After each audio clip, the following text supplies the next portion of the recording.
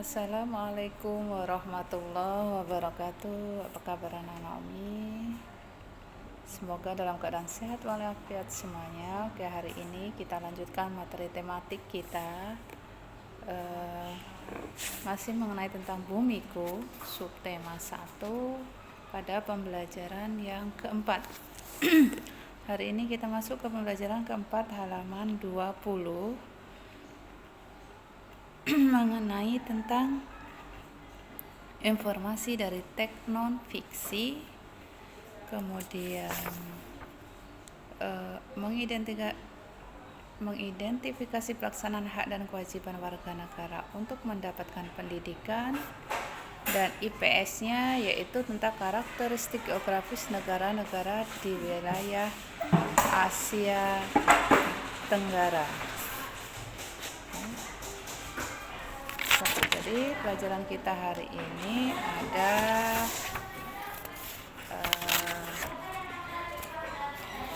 tiga ya, tentang bahasa, PKN, dan IPS. Perkiraan informasi dari teks non fiksi. Teks non fisik adalah teks yang terjadi secara fakta ya, fakta, bukan sebuah cerita. Contoh terjadinya fenomena pelangi, adanya pelangi ya, terjadinya pelangi itu adalah contoh teks non fiksi atau kenyataan, cerita yang terjadi atau memang fakta, secara fakta. Sedangkan teks fiksi, kalau fiksi itu adalah khayalan, contoh dongeng atau cerita, contohnya adalah Malin Kundang. Nah, untuk teks non fiksi ini yang diminta adalah memperkirakan informasi dalam artikel pada halaman 21 sebelum membaca ya, membaca wacananya. Setelah kita tahu judulnya, kita disuruh memperkirakan apa kira-kira isi menurut kalian setelah tahu judulnya. Kemudian membandingkan antara informasi perkiraan yang ada di pikiran kalian yang sudah dituliskan dengan kenyataan setelah membaca wacana tersebut ya. Contoh halaman 21, Kemendikbud terus tingkatkan layanan pendidikan di daerah pinggiran. Ini adalah salah satu contoh artikel atau wacana teks non fiksi. Layanan pendidikan daerah pinggiran harus ditingkatkan oleh pemerintah Indonesia. Daerah pinggiran didefinisikan oleh pemerintah mencakup 122 kabupaten kota yang dikenal dengan daerah terdepan, terluar, tertinggal atau disingkat dengan 3T. Peningkatan layanan pendidikan tersebut dilakukan dengan cara meningkatkan proses pembangunan di daerah 3T ya. Itu adalah salah satu contoh wacana teks non fiksi ya, berupa artikel ya. Kemudian untuk pelajaran PKN-nya, mengidentifikasi pelaksanaan hak dan kewajiban warga negara untuk mendapatkan pendidikan. Bahwasanya pemerintah itu mewajibkan ya rakyatnya atau masyarakatnya dalam bidang pendidikan yang tertuang pada pasal 31 ayat 1 dan 2 ya, sebagai berikut. Pasal 31 ayat 1 yang berbunyi, setiap warga negara berhak mendapatkan pendidikan, tidak ada terkecuali. Dari Sabang sampai Merauke, seluruh masyarakat Indonesia itu berhak mendapatkan pendidikan walaupun mereka tinggal di daerah pedalaman. Makanya tadi di wacana bahasa ada wacana tadi, pemerintah itu meningkatkan pendidikan di daerah tertinggal atau 3T tadi. Yang kedua, setiap warga negara wajib mengikuti pendidikan dasar dan pemerintah wajib membiayainya. Makanya sekarang setiap sekolah mendapatkan bantuan dari pemerintah, yaitu berupa dana BOS, ya, dana BOS.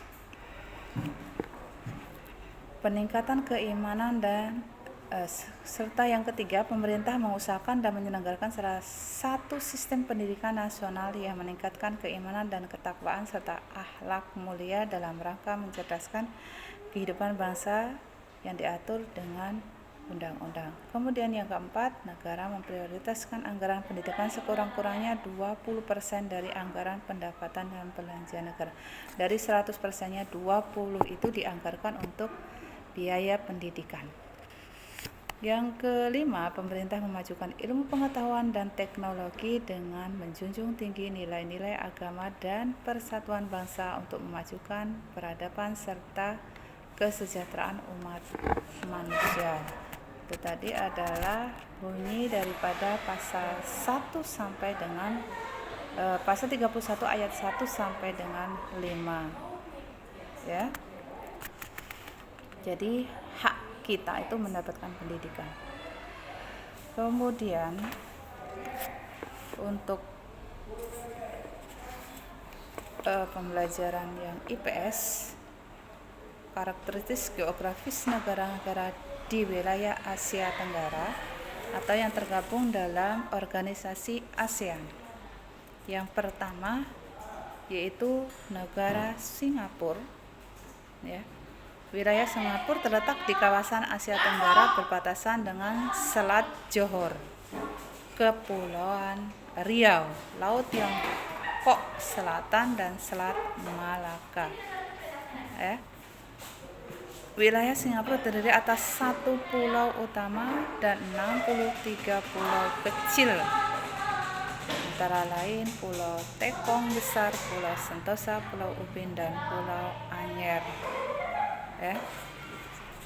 Dengan luasnya 697 km persegi, kepala negaranya dipimpin oleh seorang presiden, etnisnya Tionghoa, Melayu, dan India. Hasil utama pemerintahan Singapura yaitu industri perdagangan dan jasa. Agama mayoritasnya adalah Tao, Buddha, Islam, dan Kristen. Bahasa yang digunakan di daerah Singapura adalah bahasa Inggris, Melayu, Tiongkok, Tamil. Mata uang daripada Singapura adalah mata uang dolar Singapura. Ya. Itu untuk pemerintahan Singapura. Kemudian untuk negara Vietnam dengan ibu kotanya Hanoi, luasnya 331.210 km persegi, dikepalai oleh seorang presiden, etnisnya Vietnam Tionghoa, Thai, Khmer, Muong. Hasil utamanya adalah beras, jagung, kayu jati, karet. Agamanya Tao, Buddha, Kristen, Konghucu. Dengan bahasa yang sering digunakan adalah bahasa Inggris, Melayu, Tiongkok, Tamil, dan mata uangnya adalah dong. Kemudian mengidentifikasi kerjasama antara negara-negara ASEAN. Di sini negara Indonesia, Singapura, Vietnam, Thailand terletak dalam satu kawasan, yaitu kawasan Asia Tenggara. Persamaan terletak tersebut menjadi salah satu latar belakang dilakukannya kerjasama antar negara-negara di Asia Tenggara dalam satu organisasi, yaitu organisasi ASEAN, yang mana kita ketahui ya, ASEAN ini didirikan pada tanggal 8 Agustus 1967 di Bangkok, Thailand. Materi ini sudah pernah kita berikan pada semester pertama, ya, yang mendeklarasikan hanya ada 5 negara, termasuk negara kita yaitu Indonesia, Malaysia, Filipina, Singapura, dan tuan rumahnya adalah Thailand, yang melatar belakangi terbentuknya ASEAN. Kenapa harus dibentuk organisasi ASEAN? Antara lain, satu, persamaan letak wilayah, sama-sama terletak di wilayah Asia, khususnya Asia Tenggara. Yang kedua, persamaan nasib sebagai bangsa yang pernah dijajah oleh bangsa asing, kecuali adalah negara Thailand. Jadi negara Asia Tenggara, negara-negara yang terletak di Asia Tenggara seluruhnya pernah dijajah oleh negara asing kecuali adalah negara Thailand. Yang ketiga, adanya perselisihan antar wilayah Asia Tenggara yang dapat mengancam persatuan, ya.